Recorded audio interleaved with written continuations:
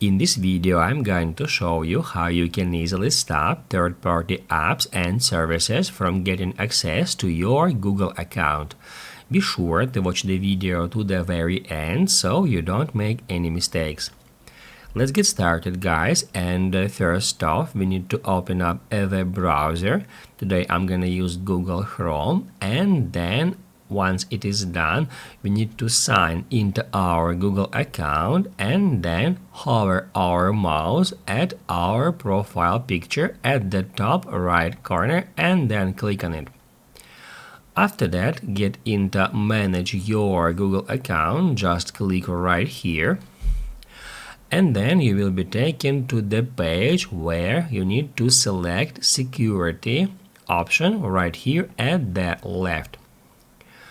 Once it is done, guys, you need just to scroll down until you find your connections to third-party apps and services. If you scroll down a little bit more, down below here you will find See All Connections, and once you get into that option, here you will find all the third-party apps and services connections associated with that Google account. Now, guys, as you can see here, I got 43 total apps and services here in that list.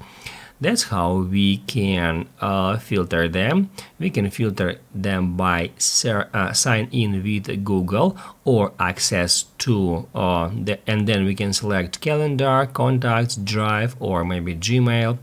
And also, if we want to search for a specific service here, we can use that search tool. Once you find a third-party app or a service, first off, you need to open it up.